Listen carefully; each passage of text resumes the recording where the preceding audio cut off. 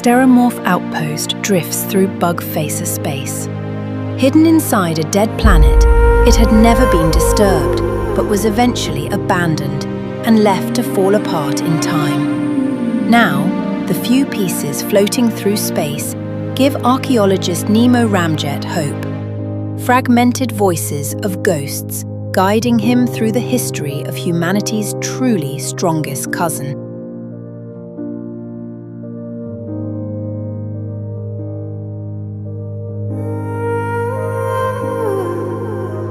The Q manifested the Insectophagi from the organic matter of its star people inhabitants, and they behaved like reptiles and insects, scouring under rocks for scarce life to feed upon. Their faces were covered in leathery plated skin to withstand the rocks as their claws would dig and their long tongues would forage for prey. Their lives became much harder after the Q abandoned them to fate. Their first chapter truly begins with the night of death and offerings.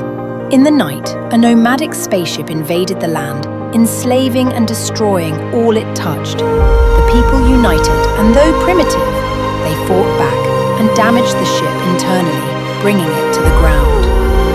Searching through the ruins, they would find technology and incorporate it into their way of life, allowing them to progress leaps and bounds as a species. The crashed spaceship's hydroponics bay introduced new flora and fauna to the habitat, and the Insectophagi would evolve accordingly. Over many millennia, they began to resemble their prey. Large, leathery jaws would harden to thin bone like pincers. Fewer elongated fingers and toes would be used for cracking open insect shells. The bug faces unknowingly had reached their golden age. Understandably, cautious of outside contact and interference, their world governments would begin to seed the closest newfound habitable planet for the first time. Unaware of their surroundings, a crucial mistake was made. The High Empress of the Bug Faces Hive refused to listen and disregarded warnings from the Galactic Alliance. They foolishly seeded a planet that lay on the borders of the Gravital Empire, a planet no doubt marked for expansion. Activities on this new planet triggered a Gravital sensor, and news moved quickly of the bug faces' expansion. Anger amongst the Gravital populace began to fester. Until this moment, the cousins of humanity had been tolerated. But the underlying truth that they existed at all undermined the Gravital religious belief that the Q created the Ruin Haunters as the intended descendants of the Star People and their legacy. The Gravital Core Council seeking public approval announced before the Grand Assembly and billions watching that the planet was declared forfeit. Contaminated and infested, it must be cleansed by fire. The Gravital Council sent their personal executioner, General Belial, who was known as Death Incarnate, first appearing over the planet like a wall of fire. With no time or escape plan, millions of lives were lost as everything was completely destroyed. The Gravital deemed further punishment was necessary and began invading and enslaving the bug faces' home planet. Everything happened so close to Gravital space, the astromorphs could do nothing but watch.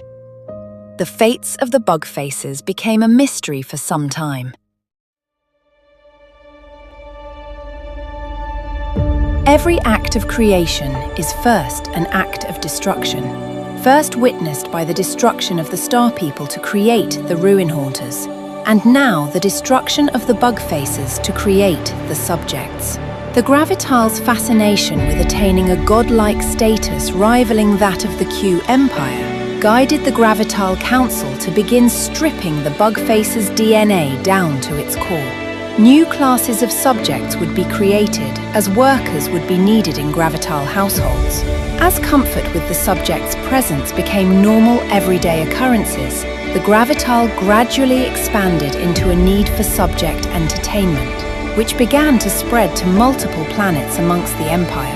Thousands of variations were created to dance and serve, until their purpose was irrelevant. and they were genetically phased out of existence. The subjects would never know the truth, and never remained any continued variation longer than their usefulness deemed it. But banners for the subjects' arrival were raised in the council halls and were recorded in the archives. The art on these banners displays their history, giving archaeologist Nemo Ramjet a glimpse into the records of the true first victims of the Gravital Empire, the cousins of humanity who defied the odds against invasion and would provide the impressive DNA for the perfect Gravital companion or tool that accommodated every household.